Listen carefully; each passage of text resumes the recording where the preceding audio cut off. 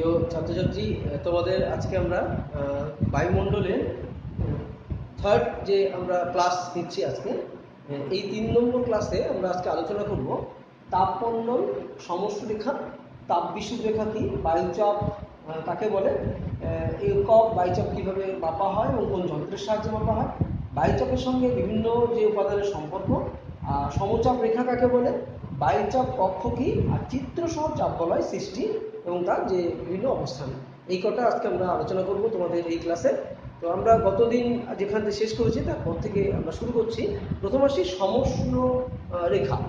সমষ্ণ রেখা কি, বা তার আগে আমি বলি তাপমণ্ডলটা একটু বুঝে নিই। তাপমণ্ডল আমরা এটা ক্লাস আমরা প্রথমে যখন আমরা ক্লাস 9-এ তোমরা পড়ে এসছো যে নিরক্ষরেখা এবং তার উপরে যে প্রধান যে আমরা অক্ষরেখাগুলো পাই, 0 ডিগ্রি, এটা 23.5 ডিগ্রি উত্তর, এটা 23.5 ডিগ্রি দক্ষিণ, এটা তার উপরে 66 ডিগ্রি উত্তর, এর উপরে 90 ডিগ্রি, নিচে 66 ডিগ্রি দক্ষিণ এবং নিচে 90 ডিগ্রি দক্ষিণ।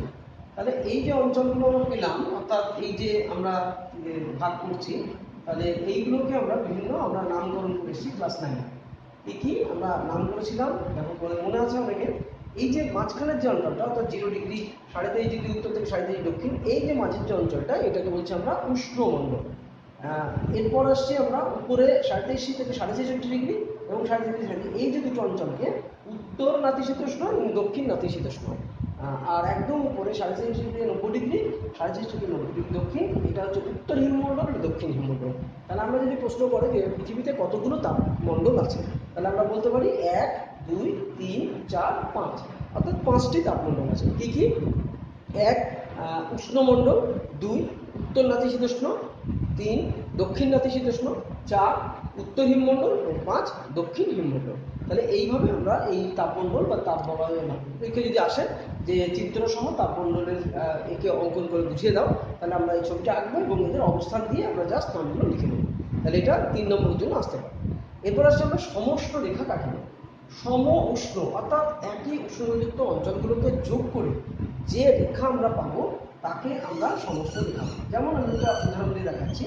দেখো যে এরকম ধরো ভারতের একটা ম্যাপ, এই ভারতের ম্যাপের মধ্যে আমরা যদি দেখি যে ভারতবর্ষের বিভিন্ন জায়গার যে জলবায়ু, যে উষ্ণতাগুলো যা একই রকমের উষ্ণতা, ধরো সাপোজ আমি এরকম দেখে ধরে নিচ্ছি বিন্দু বিন্দু, এটা 20 ডিগ্রি, এটা 20 ডিগ্রি, এটা 20, অর্থাৎ এটা 20, এটা হয়তো 25, এটা 25, এটা 25।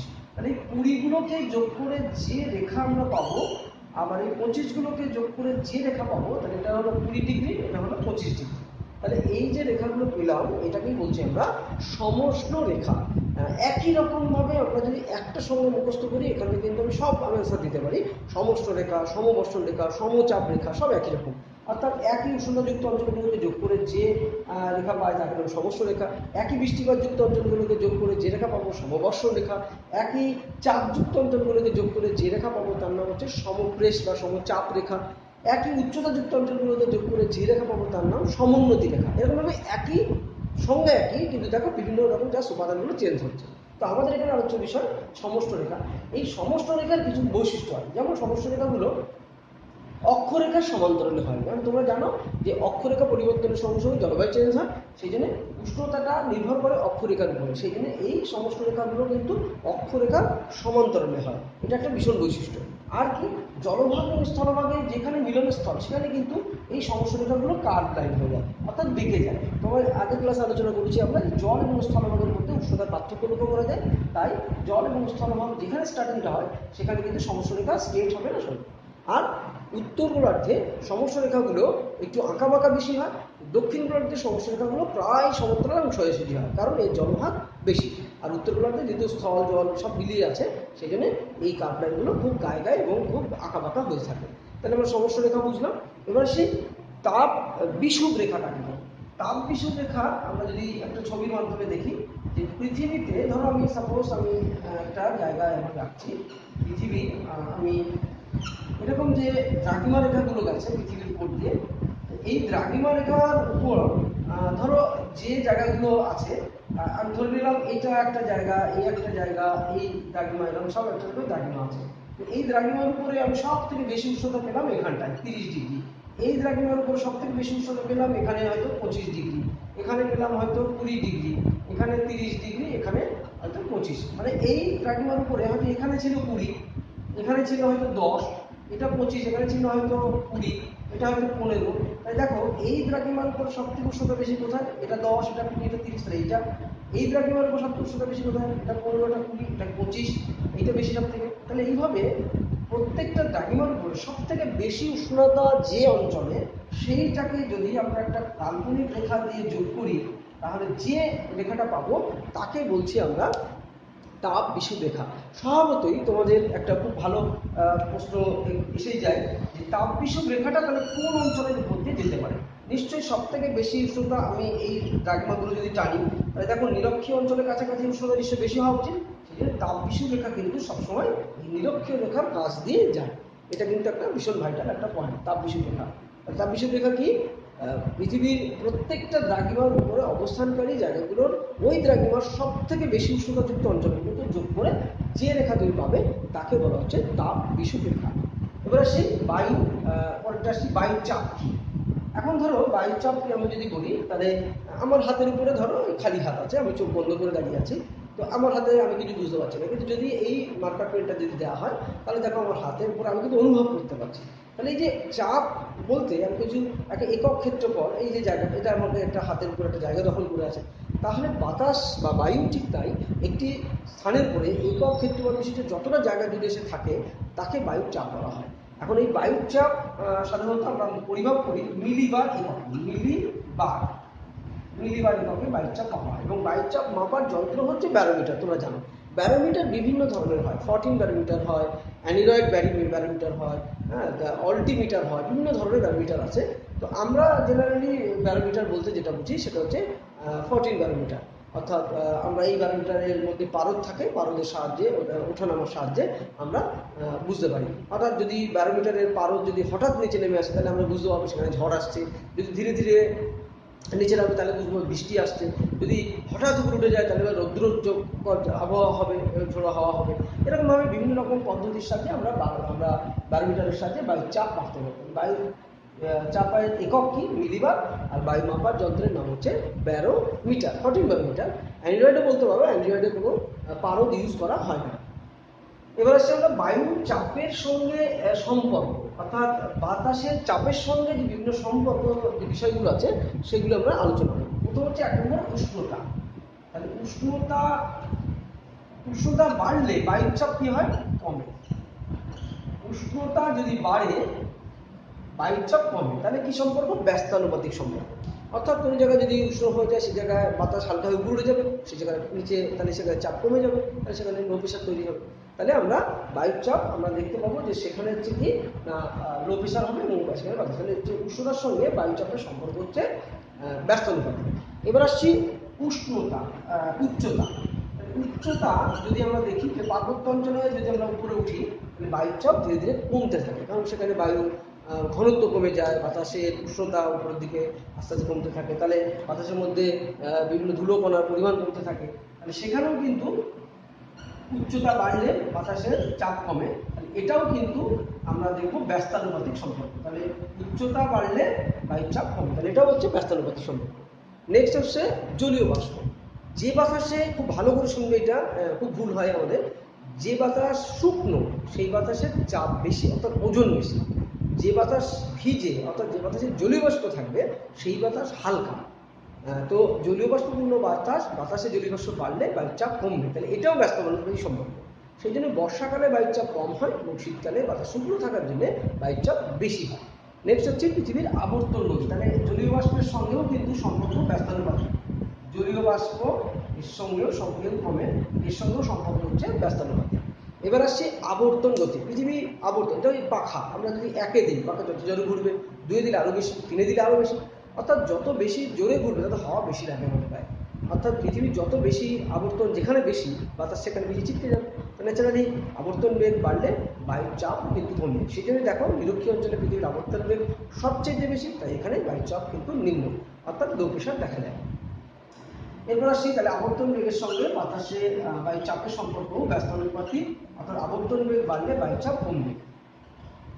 নেক্সট হচ্ছে আমরা যদি দেখি যে জলভাগ স্থলভাগ, ওই একই রকমভাবে এর আমরা আগের ক্লাস আলোচনা করেছি যে জলভাগ জল যত ধীরে ধীরে গরম হয় ধীরে ধীরে ঠান্ডা হয়, স্থলভাগ যত তাড়াতাড়ি গরম হয় তত তাড়াতাড়ি ঠান্ডা হয়। সেই জন্য স্থলভাগ এবং জলভাগের কাছাকাছি জায়গাতে কিন্তু আমরা যদি দেখি যে বায়ুচাপের কিন্তু তারতম্য লক্ষ্য করা যাবে।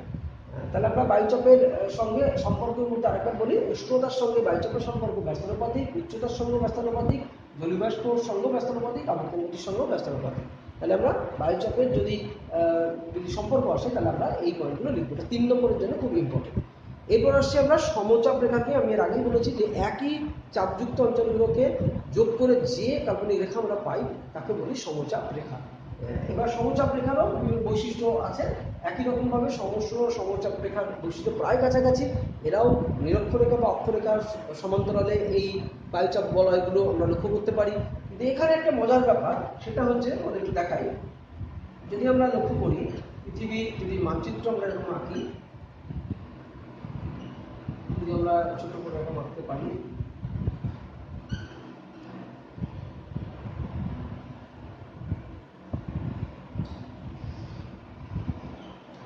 লক্ষ্য করে দেখো যে আমি যদি নিরক্ষরেখাটা এখান থেকে এইভাবে আঁকি, তাহলে নিচের দিকে দেখো জলভাগ পরিষ্কার, জলভাগ সব। উপরের দিকে উত্তর দেখো স্থলভাগ, জলভাগ আর স্থলভাগ। এই যে জল স্থলের মধ্যে কিন্তু ডিফারেন্সটা বেশি। সেই জন্য উত্তর গোলার্ধে আমরা যখন বায়ুর চাপ টানি তখন এরকম গোলাকৃতি, অর্থাৎ এরকম একাকি যায়। কিন্তু দক্ষিণ গোলার্ধে দেখো জলভাগ থাকার জন্য একই রকম বায়ুচাপ লক্ষ্য করা যায়, সেই জন্য এরকম লম্বা লম্বা বায়ুচাপ আমরা দেখতে পাবো। কিন্তু উত্তর গোলার্ধে এরকমভাবে আমরা ছোট ছোট কক্ষের আকারে আমরা বায়ুচাপ লক্ষ্য করতে পারি, কারণ স্থলভাগ এবং জলভাগের বন্টনের তারতম্যের জন্য এরকম ঘটে থাকে। তাহলে আমরা বায়ুচাপ কক্ষ এটাও বুঝে নিলাম, এর সঙ্গে বায়ুচাপ কক্ষ কি, বায়ু সমচাপ রেখা এবং বায়ুচাপ কক্ষ। এবার শেষ হচ্ছে আমাদের চিত্রসহ চাপ বলয় সৃষ্টির কারণ। তাহলে পৃথিবীতে আমরা যদি চাপ বলয় যদি ভাবি, তাহলে আমরা তার আগে একটু বলি চাপ হচ্ছে আমরা বায়ুমণ্ডলের চাপ দু রকম লক্ষ্য করতে পারি, একটা হচ্ছে উচ্চচাপ একটা নিম্নচাপ। উচ্চচাপ নিম্নচাপ কিভাবে নির্ণয় করবো না, 1013.25 বা 5 বর্গতে লেখা থাকে। এই এমবি মানে মিলিবার, এই এমবি এর উপরে যদি বায়ুচাপ হয় তাহলে সেটা হবে হাই প্রেশার, এর নিচে যদি বায়ুচাপ থাকে তাহলে সেটা হবে লো প্রেশার। কি বললাম, 1013.25 এমবির উপরে যদি হয় হাই প্রেশার, নিচে হলে হবে লো প্রেশার। আচ্ছা, তাহলে এইবার আমরা যদি পৃথিবীতে লক্ষ্য করি, পৃথিবীতে আমরা বায়ুচাপ কতগুলো বায়ুচাপ বলয় তৈরি হয়েছে আমরা দেখি। তাহলে এইভাবে দেখবো,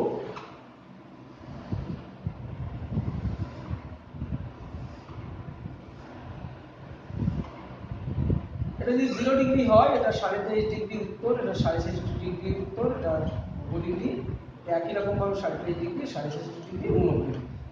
তাহলে এখানে হচ্ছে লো প্রেশার, এখানে হাই প্রেশার, এখানে লো, এখানে হাই, এখানে হাই, এখানে লো, সরি এখানে লো, এটা হাই, এটা লো, আর নিচে হচ্ছে হাই, এটা লো।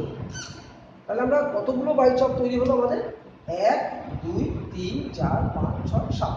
প্রশ্ন আসে পরীক্ষায় যে পৃথিবীতে কতগুলো স্থায়ী চাপ বলয় তৈরি হচ্ছে, তাহলে 7টি। তার মধ্যে লো প্রেশার কটা, 1টা 2টো 3টে, আর হাই প্রেশার কটা, 1টা 2টো 3টে 4টে। তাহলে এই 4টে হচ্ছে হাই প্রেশার, 4টে আমরা যদি দেখি হাই প্রেশারের সংখ্যা হচ্ছে 4টে আর লো প্রেশারের সংখ্যা 3টে, মানে মোট হচ্ছে 7টি। এবার এদের নামগুলো কিভাবে হবে, এদের নাম হচ্ছে নিরক্ষীয় নিম্নচাপ বলয়। 2 নম্বরে কি, এখানে হচ্ছে কর্কটীয় উচ্চচাপ বলয়, এটা মকরীয় উচ্চচাপ বলয়। এটা সুমেরু বৃত্ত প্রদেশীয় নিম্নচাপ, এটা কুমেরু বৃত্ত প্রদেশীয় নিম্নচাপ। আর এটা সুমেরু বিন্দু উচ্চচাপ, এটা কুমেরু বিন্দু উচ্চচাপ। আমাদের এই কিন্তু ছবিটা খুব ভাইটাল এবং এটা আমাদের মুখস্থ রাখতে হবে। তাহলে এবার আমরা এই যে আমরা 7টা চাপ বলয়ের নাম বললাম, এরা কেন কিভাবে তৈরি হয়েছে। যেমন নিরক্ষীয় নিম্নচাপ বলয়, এ তৈরি হচ্ছে কিভাবে, কি কারণে, এনার 3টে কারণ আছে। 1 নম্বর হচ্ছে নিরক্ষীয় অঞ্চল আবর্তন বেগ বেশি, আমরা একটু আগেই বলেছি যে বায়ুচাপের সঙ্গে আবর্তন বেগের সম্পর্ক বেশি হলে তাহলে সেখানে নিম্নচাপ হবে। ঠিক আছে, চলো একটা হলো। 2 নম্বর কি, এখানে জলভাগ বেশি, জলীয়বাষ্পের পরিমাণ বেশি, তাহলে জলীয়বাষ্প বেশি হলে বাতাস সেখানে নিম্নচাপ হবে। এবং এখানে আমরা যদি দেখি সূর্যের কিরণ লম্ব হয়ে পড়ছে, অর্থাৎ উষ্ণতা বেশি, সেই জন্য এই 3টে কারণের জন্য নিরক্ষীয় অঞ্চলে কিন্তু নিম্নচাপ সৃষ্টি হয়েছে। এরপর আসছে আমরা এর উপরে এই যে দুটো জায়গা, এখানে যদি দেখি, আচ্ছা তার আগে আমরা একদম শেষের দুটো দেখে নিই। এই মেরু অঞ্চল দুটো, এখানে যেহেতু সূর্য তীর্যকভাবে কিরণ দেয়, 6 মাস দিন 6 মাস রাত থাকে, সেই জন্য এখানে কিন্তু বরফপাত হয়, উচ্চচাপ হয়, তার জন্য এই দুই অঞ্চলে উচ্চচাপের সৃষ্টি হয়েছে। এবার আসছি এই দুই অঞ্চলে।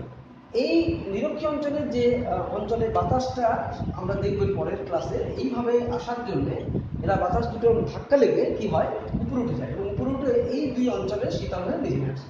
তাহলে এই দুই অঞ্চলে অধিক শীতল বাতাস জমা হওয়ার কারণে এখানে কিন্তু উচ্চচাপের সৃষ্টি হয়েছে, অর্থাৎ সেখানে বাতাস হাই প্রেশার দেখা যায়। আর এখানকার শীতল বাতাসগুলো এখানে জমা হয়। এছাড়াও এই মেরু অঞ্চলের বাতাসও কিন্তু এই অঞ্চলে এসে জমা হয়, এই দুই পাশের অঞ্চল থেকে এখানে আসার ফলেও কিন্তু এখানে শীতলতা বৃদ্ধি পেয়েছে এবং এখানে উচ্চচাপ হয়েছে। এবার আসছে আমরা এই দুই অঞ্চলটা বাকি থাকলো। তাহলে এই সুমেরু বৃত্তপ্রদেশীয় এবং কুমেরু বৃত্তপ্রদেশীয় এখানে কেন নিম্নচাপ হচ্ছে না, দেখা যাচ্ছে এর তুলনায় এর আবর্তন বেগ বেশি, এর তুলনায় এর আবর্তন বেগ বেশি, তার জন্যে এদের বাতাসটা বেশি ছিটকে যায় এবং যার জন্য এখানে নিম্নচাপ সৃষ্টি হচ্ছে। এবার এখানে একটা কথা যে এর চাই কিন্তু এর আবর্তন বেগ বেশি, তাহলে এখানে কেন হাই প্রেশার হলো? এই হাই প্রেশার হওয়ার কারণের জন্য দায়ী হচ্ছে এই নিরক্ষীয় অঞ্চল থেকে উপর থেকে নেমে আসা যে ঠান্ডা বাতাস, তার আধিক্যের জন্য এই দুই অঞ্চলে কিন্তু এর থেকে বাতাসের আবর্তন বেগ বেশি হওয়া সত্ত্বেও এখানে হাই প্রেশার লক্ষ্য করা যায়। তাহলে আমরা পৃথিবীতে মোট এই 7টা বায়ুচাপ বলয় সৃষ্টির কারণ আমরা পড়ব এবং এদের অবস্থান আর যে সৃষ্টির কারণ এইভাবে ছবি অঙ্কন করে তোমাদের কিন্তু 5 নম্বরের জন্য আসবে। এটা খুব ইম্পর্টেন্ট তোমাদের মাধ্যমিকের পরীক্ষার জন্য। তাহলে আমরা আরেকবার দেখে নিই। তাহলে নিরক্ষীয় নিম্নচাপ অঞ্চল, এখানে নিম্নচাপ হচ্ছে, এবারে কর্কটক্রান্তি এবং মকরক্রান্তি অঞ্চলে, এই দুই অঞ্চলে উচ্চচাপ, এবারে এখানে সুমেরু বৃত্তপ্রদেশীয়তে নিম্নচাপ এবং একদম সুমেরু বৃত্তে উচ্চচাপ লক্ষ্য করা যাচ্ছে। তাহলে আমরা আজকে এই পর্যন্ত আমাদের ক্লাস শেষ হলো। আমরা নেক্সট বাকি আলোচনা পরের ক্লাসে তোমাদের সঙ্গে আলোচনা করব। ভালো থাকো সবাই।